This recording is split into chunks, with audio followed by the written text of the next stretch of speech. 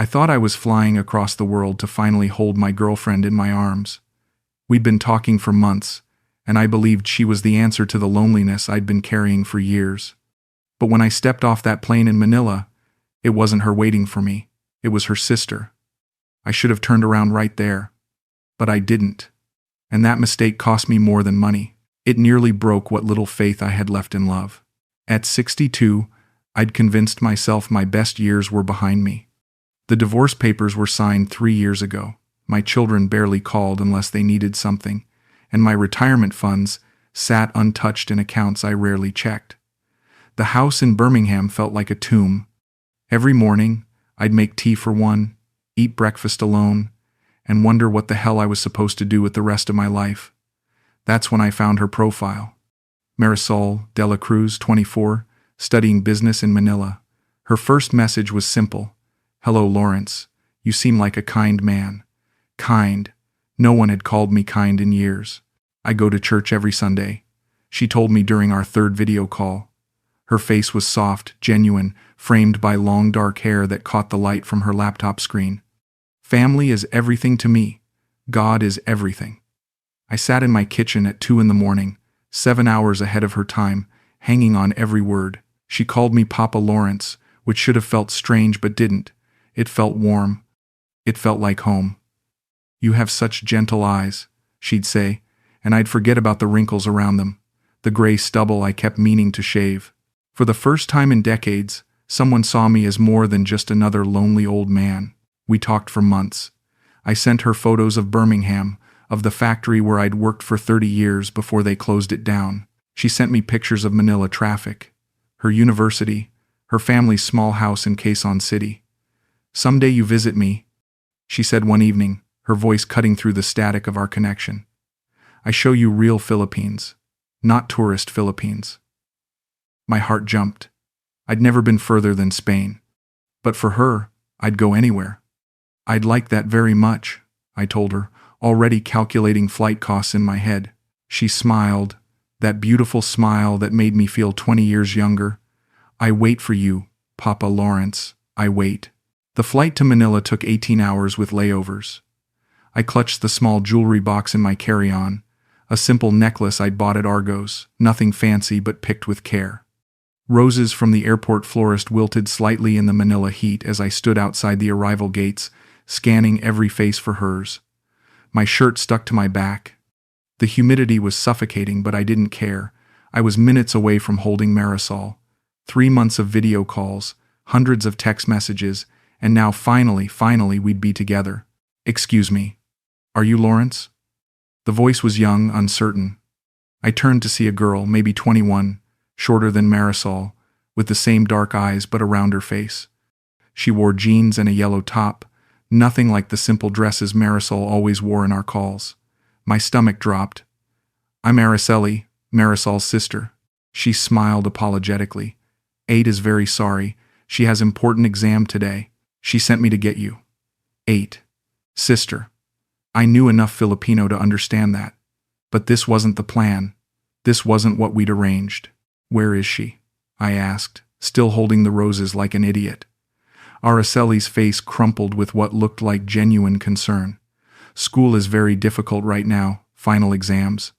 She study all night, all day. She cry because she cannot come, but she say family is most important, and I am family too." The logic seemed sound, but something twisted in my chest. 3 months of planning, and she sends her sister? "She wait at house," Araceli continued, taking my arm gently. "She cooks special dinner for you tonight. She's so excited, Papa Lawrence." Papa Lawrence. Even the sister knew the pet name. Maybe this was normal here.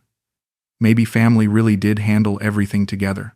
I followed Araceli to a jeepney, then to a taxi, through streets that pulsed with motorbikes and vendors and noise I'd never experienced. She chattered constantly, pointing out landmarks, asking about my flight, apologizing again and again for Marisol's absence. "She talk about you every day," Araceli said as we sat in traffic that barely moved. "Papa Lawrence this, Papa Lawrence that. She show everyone your picture. She say you are good man, honest man." Her English was simpler than Marisol's, more broken, but her sincerity felt real. "Tomorrow she finish exam," Then you spend all time together. Tomorrow. I could wait one more day. I'd waited 3 months already. The hotel Araceli took me to wasn't the one Marisol and I had discussed, but it was clean, air-conditioned, affordable. Say this place better? Araceli explained as I signed the register. More safe for foreigner. She helped me carry my bags up 3 flights of narrow stairs, chattering about her own studies, her part-time job at a call center, her dreams of maybe studying in America someday. You think I could do that, Papa Lawrence? Study abroad like rich kids? The question caught me off guard. She looked so young, so hopeful. With hard work, anything's possible, I told her, and she beamed. That evening, Araceli took me to a local restaurant instead of Marisol's house. Still studying, she explained, ordering food I couldn't pronounce. She say tomorrow for sure, she promised. I tried calling Marisol 3 times during dinner. Each call went straight to voicemail. Maybe phone battery dead, Araceli suggested, but she wouldn't meet my eyes when she said it. I paid for dinner, for the taxi back to the hotel, for the small things that seemed to add up without me noticing. Salamat, Papa Lawrence, Araceli said, squeezing my hand before she left. Marisol is very lucky girl. The next morning, my phone buzzed with a video call. Finally, Marisol's face filled the screen, but she looked exhausted, stressed. Dark circles under her eyes, hair pulled back messily. Papa Lawrence, I'm so sorry about yesterday. Her voice was strained, distant. School is very hard right now. Very stressful. I wanted to reach through the screen and hold her. It's all right, love. These things happen. But it wasn't all right. Something felt different. Her smile seemed forced. Her eyes kept darting away from the camera. Today we meet for sure? I asked. She paused, biting her lower lip. I try, Papa, but family have some problems right now. Money problems. Maybe we meet tomorrow instead? Money problems. The words hung in the air between us. I'd read about this online, warnings about Filipino dating scams, about girls who disappeared once the money stopped flowing. But Marisol wasn't like that. She went to church. She loved her family. She called me Papa Lawrence with such genuine affection. What kind of problems? I asked carefully. She started crying then, soft tears that made my chest ache. Mother is sick. Hospital bills very expensive. I don't want to ask you, Papa, but family is everything here. Without family, we have nothing. The tears looked real. The pain in her voice sounded genuine. And I was 7,000 miles from home, sitting in a hotel room that smelled like disinfectant, desperately wanting to help the woman I thought I loved. How much do you need? The words came out before I could stop them. Marisol's crying intensified. 5,000 pesos. For hospital. I pay you back, I promise. When I get job after school, I pay everything back. 5,000 pesos was about 80 pounds, hardly a fortune. And if her mother was really sick, if this was really about family and love and doing the right thing, then what kind of man would I be to say no? I'll transfer it today, I told her. Her tears stopped immediately, replaced by the brightest smile I'd seen from her in weeks. Salamat, Papa Lawrence. You are angel. Tomorrow we meet for sure. I promise on God's name. Tomorrow became the next day, which became the day after that. Each time a new excuse.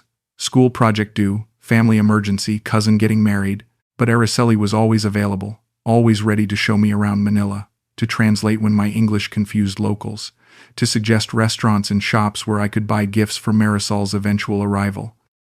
Feels so guilty, Araceli would say, accepting the small presents I'd pick out, the meals I'd pay for, the taxi rides I'd cover. She say she make it up to you when school finish.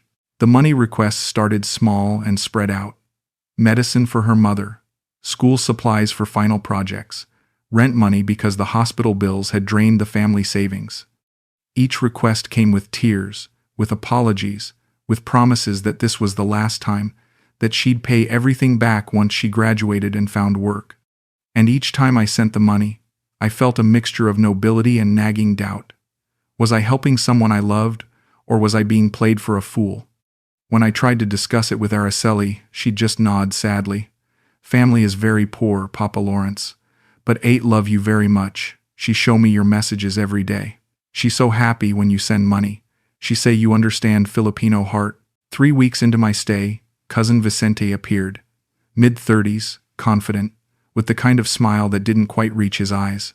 Papa Lawrence. He greeted me like we were old friends, though Marisol had never mentioned him before. Marisol, tell me so much about you. You are family now. Family. The word that seemed to open every wallet, excuse every delay, justify every request. Vicente needed money for his motorcycle repair so he could work and help support Marisol's family. Just a loan. Just until things got better. Just this once.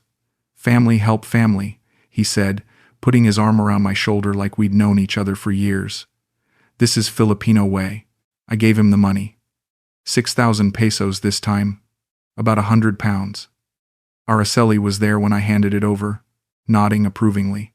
You have good heart, Papa Lawrence? She said afterward. Not many foreigner understand family is everything. But as Vicente drove away on his supposedly broken motorcycle, something cold settled in my stomach. How was it running if it needed repair? How many cousins did this family have? How many emergencies could one household face in a month? Tomorrow I am free, Marisol promised during our call that night. But she looked different again, more distant, her answers shorter. School finished this week, then we spend all time together. I'd been hearing tomorrow and this week for nearly a month now. My retirement savings, carefully managed for 3 years, had dropped by almost 4,000 pounds. The hotel bills kept adding up. The meals, the taxis, the gifts, the family emergencies, the cousin's motorcycle, the mother's medicine, the sister's school fees. In helping, when had helping someone I loved become funding an entire extended family's lifestyle? I miss you, I told her that night, meaning it despite everything. I miss you too, Papa Lawrence, she replied, but she was looking at something off camera, typing on another phone or laptop. Soon we be together. I promise. But her promises had started to sound hollow, rehearsed, like lines from a script she'd memorized but stopped believing in. The breaking point came on a Thursday. Marisol agreed to meet me at Robinson's Mall, a public place, safe and neutral. I arrived an hour early, clutching another gift, flowers wilting in the Manila heat, my heart hammering with anticipation and anxiety. 1 month of delays, excuses, and missed meetings, but finally we'd be together. I found the coffee shop where we'd agreed to meet, ordered a drink I didn't want, and waited. 1 hour, 2 hours, 3 hours. My phone stayed silent. At sunset, Araceli appeared instead, looking nervous and avoiding my eyes. Papa Lawrence, I'm so sorry. She sat across from me in the same chair where Marisol should have been. 8 cannot come today. The familiar words, but something in her tone was different. Defeated, tired of lying. Why not? I asked, though I dreaded the answer. Araceli fidgeted with her hands, unable to look at me directly. She, with her boyfriend today, they go to Baguio together. She say she cannot tell you before, because she don't want to hurt your feelings. Boyfriend. The word hit me like a physical blow. All the air left my lungs at once. The coffee shop around me became fuzzy, distant, unreal. What boyfriend? I managed to whisper. Araceli's face crumpled with what looked like genuine guilt. She have boyfriend since last year. Local boy from university. She never break up with him. She say you are good man, kind man, but you are so far away. She say she needs someone here, someone real. Someone real. I sat there staring at this girl, this stranger who'd become more familiar to me than the woman I'd crossed the world to meet. Someone real. What did that make me? Someone fake? Someone imaginary? Someone stupid enough to fund a relationship that had never actually existed? Does she love me at all? The question came out broken, pathetic, but I had to know. Araceli shrugged, still not meeting my eyes. She say you are nice man, good for family. But love is different thing. I called Marisol that night from my hotel room. She answered on the first ring, as if she'd been expecting it. Hello, Papa Lawrence. Her voice was calm, controlled, nothing like the crying, apologetic girl from our recent calls. Araceli told you. It wasn't a question. Why? I asked, too exhausted for anger, too broken for accusations. Why did you do this to me? She was quiet for a long moment. When she spoke again, her English was better than usual, more educated, less broken. You wanted a girlfriend, I needed money for school. We both got what we needed. I loved you, I said, and immediately felt foolish for using past tense, for admitting it so plainly. I know, she replied, and for the first time in our entire relationship, she sounded completely honest. That made it easier. The line went quiet. I could hear traffic in the background, voices, laughter. She was somewhere public, somewhere happy with someone who wasn't me. Will I see you before I leave? I asked, though I already knew the answer. I don't think that's a good idea, Papa Lawrence. You should go home now. Find woman your own age. Find real love. Real love. There was that word again. Real. As if everything I'd felt, everything I'd given, everything I'd believed had been imaginary. Maybe it had been. Maybe that was the cruelest truth of all. Can I talk to you one more time tomorrow? I asked, hating how desperate I sounded. I think this should be goodbye, she said gently. Take care of yourself, Papa Lawrence, and don't be angry with Araceli. She really does like you. She say you remind her of her father. The line went dead. I sat on the edge of my hotel bed, staring at my phone, waiting for it to ring again, waiting for her to call back and tell me this was all a misunderstanding, a test, a bad dream. But it stayed silent. Outside my window, Manila pulsed with life, with real relationships, with people who belonged together. Inside my room, I counted the cost of my stupidity. 6,000 pounds. 2 months of planning, 1 month of living in denial. And for what? For the privilege of funding a stranger's education while she laughed about it with her real boyfriend? Araceli texted me the next morning. Papa Lawrence, I'm sorry about yesterday. Can we meet for lunch? I want to explain. I almost deleted the message, but something made me hesitate. She'd been the only constant in this entire disaster, the only person who'd actually spent time with me, actually seemed to enjoy my company. Maybe she could help me understand how I'd gotten everything so wrong. I met her at a restaurant near my hotel, a quiet place where we'd eaten several times before. She looked nervous, younger than usual, like a child who'd been caught in a lie. I'm sorry, she said before I could even sit down. I'm sorry about 8. I'm sorry about all of it. She meant it. I could see it in her eyes, hear it in her voice. This, at least, was real. Did you know? I asked. About the boyfriend? She nodded miserably. Since the beginning. She tell me you are a nice old man from England who send money for family. She say it's not really lying because you get girlfriend experience and we get help for school and family. Girlfriend experience. Like I was a customer buying a service instead of a man looking for love. What about you? I asked. What did you get out of this? Araceli looked confused by the question. I get to practice English. I get nice meals and small gifts. I get to meet foreign person and learn about other culture. She paused, considering her words carefully. And I get to spend time with kind man who tell me I can study abroad someday. Her honesty was refreshing after weeks of lies and manipulation.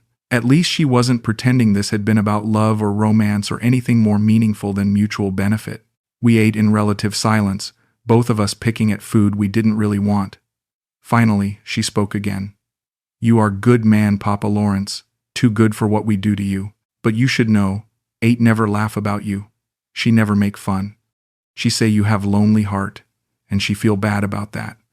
Too little, too late, but somehow it helped to know I hadn't been a complete joke to them. Will I see her again before I leave? Araceli shook her head.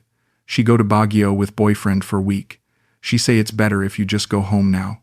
My flight back to Birmingham left 3 days later. I spent those days alone, walking around Manila, trying to make sense of what had happened to me. How had I become the kind of man who flew halfway around the world for someone he'd never actually met? How had I become so desperate for love that I'd ignored every red flag, excused every lie, justified every request for money? The answer was simple and humiliating. I'd been lonely. Desperately, pathetically lonely. And loneliness makes fools of us all. Terry, an expat friend I'd met online, called me on my last night in Manila. How's the romance going, mate? He asked cheerfully. I told him everything. The sister at the airport. The endless excuses. The money requests. The boyfriend revelation. The complete and total destruction of my faith in love and humanity. Terry listened without interrupting, then laughed, not cruelly, but with the bitter wisdom of someone who'd probably seen it all before. You wanted love so bad you ignored the truth that was staring you in the face, he said. Happens to the best of us, mate. How much did you lose? He asked. 6,000 pounds. Maybe more. I stopped counting after the first month. Terry whistled low. Could have been worse. I know blokes who've lost their houses, their pensions, everything. At least you figured it out before you married her. Married her. I'd actually been thinking about proposing, about bringing her back to Birmingham, about starting a new life together. The thought of how close I'd come to making an even bigger mistake made my stomach turn. The flight home felt longer than the flight to Manila, weighed down by shame and regret instead of anticipation and hope. I stared out the window at clouds and ocean, and tried to figure out what I was going to do with the rest of my life. I was 62 years old, 6,000 pounds poorer, and more alone than ever. But maybe, in some twisted way, that was progress. At least now I knew the difference between real love and purchased affection. At least now I understood that desperation made me an easy target for anyone with a sad story and a pretty face. Back in Birmingham, my house felt smaller, colder, more isolated than before, but it also felt honest. There were no lies here, no hidden agendas, no family emergencies that required financial assistance. Just me and my mistakes, and the hard truth that I'd let loneliness drive me to the edge of complete stupidity. I changed my phone number. I deleted my dating profiles. I blocked Marisol and Araceli and Vicente on every platform I could think of. If I was going to be alone, I was going to be alone on my own terms, not as someone's retirement fund with benefits. 3 weeks after I got home, I received one final message from Marisol. She'd found a way to contact me through Facebook, a message that arrived like a ghost from a life I was trying to forget. Papa Lawrence, I hope you are well. Thank you for everything you do for my family. We are very grateful, but please don't try to come back to Philippines. My family needs peace now, and I think you need peace too. Find good woman in your country. Find real happiness. Real happiness. As if she had any idea what that looked like for someone like me. I stared at that message for hours, reading it over and over, looking for hidden meanings, secret apologies, some sign that she felt even a little bit guilty about what she'd done. But there was nothing. Just gratitude for the money and a polite but firm request to leave them alone. She was protecting herself, her family, her real boyfriend from the crazy old foreigner who'd given them so much for so little in return. I couldn't even blame her for that. I'd made myself a problem that needed solving, and she'd solved it the only way she could. I deleted the message without responding. What was there to say? Thank you for showing me what a fool I'd become. Thank you for taking my money and breaking my heart. Thank you for teaching me that love can't be bought, no matter how much you're willing to pay. None of it would matter to her. I was already forgotten, already replaced by new problems, new opportunities, new lonely foreigners with money to burn and hearts to break. The hardest part wasn't losing the money, or even losing the illusion of love. The hardest part was facing the mirror, literally and figuratively, and seeing what I'd become. I was the kind of man who got scammed by a 24-year-old college student. I was the kind of man who flew to the Philippines for a girlfriend who didn't exist. I was the kind of man who let loneliness turn him into prey. That realization hurt worse than any lie Marisol had told me, any money I'd lost, any dream that had been shattered. But maybe that was necessary. Maybe I needed to see myself clearly, without the filters of desperation and hope and wishful thinking. Maybe I needed to understand that I'd been living in a fantasy, not just about Marisol but about love itself. I'd been looking for someone to fix my loneliness instead of fixing it myself. I'd been expecting a stranger to fill the empty spaces in my life that I'd never bothered to address on my own. That wasn't love. That was dependency disguised as romance. Slowly, carefully, I started rebuilding my life without the promise of love as a motivating factor. I joined a local hiking group, not to meet women but to get out of the house. I volunteered at a literacy program, not to find purpose but to stay busy. I reconnected with old friends I'd neglected during my online romance phase, not to fill the void but to remember who I'd been before I became so desperate for affection. It wasn't exciting or romantic or life-changing, but it was real in a way my relationship with Marisol had never been. 6 months later, I can say that I'm not the same man who boarded that plane to Manila. I'm sadder in some ways, wiser in others, more cautious about everything but especially about matters of the heart. I still live alone. I still eat breakfast by myself. I still make tea for one, but I'm no longer actively hunting for someone to change that. Maybe someday I'll meet someone genuine, someone local, someone age-appropriate who isn't looking for a financial sponsor disguised as a boyfriend. Maybe not. Either way, I'll survive. I went to Manila looking for love and found a mirror instead, showing me how desperately lonely I'd let myself become. The woman in the Philippines took my money, but she gave me something more valuable in return, even if she didn't mean to. She gave me the truth about myself, about my motivations, about the difference between love and need. That knowledge cost me £6,000 and nearly broke my heart, but it might have saved my life. I'll never be grateful for what happened to me in Manila, but I'm no longer ashamed of it either. It was just another lesson in a life full of hard lessons, and I'm still here to learn from it.